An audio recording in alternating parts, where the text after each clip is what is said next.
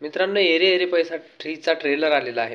Trailer बघितल्याच्या नंतर मला असं वाटलं की यूट्यूबवरचा जुना व्हिडिओ उचलून कोणी रिमिक्स करून टाकलाय का. आणि मग लक्षात आलं की अरे हा, हे तर तेच आहेत एरे एरे पैसाचे लोक. म्हणजे पुन्हा एकदा पैसे पळवायचे, गोंधळ घालायचा, प्रेक्षकांना आपले पैसे फुकट गेले असं वाटायला लावायचं. तर याचे कलाकार सांगायची तुम्हाला गरज वाटते का? चला ठीक आहे, तरीही मी तुम्हाला सांगतो. संजय नार्वेकर, उमेश कामत, तेजस्विनी पंडित आणि हो, सिद्धार्थ जाधव सुद्धा.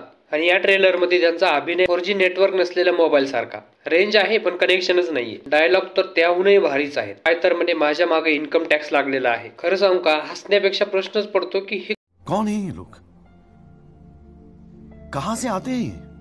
पण सिनेमॅटोग्राफी यामध्ये खूप चांगल्या पद्धतीने जमलेली आहे. तेवढी एकच गोष्ट मला याच्यामध्ये पैसा वसूल वाटत. शॉर्ट्स भारी आहेत, त्याच्यावर सॉलिड मला याचं बीजीएम वाटलं. व्हिज्युअल बघून खूप भारी वाटलं मला. एकूणच काय, हा ट्रेलर बघितल्याच्या नंतर हसूही येतं आणि डोकंही गरगरतं. पण हो, क्युरिओसिटी मात्र टिकून राहते. सगळ्याच्या शेवटी पॉइंट तरी काय आहे की पैसा देऊन आपला वेळ फुकट वाया घालवायचा. मला जर असं वाटत असेल की तुमचं डोकं, तुमचा पैसा आणि वेळ वाचवायचा असेल तर हा ट्रेलर नीट बघून घ्या. बाकी काय, ज्याची त्याची आवड आहे. त्यामध्ये थोडी पंच नाहीये, ज्यामध्ये कुठेही तुम्हाला कॉमेडी बघायला भेटणार नाही. असे चित्रपट बघणारे लोक आहेतच की ज्यांच्याकडे पैसा आहे, वेळ आहे आणि त्यांना फक्त एंटरटेन पाहिजे.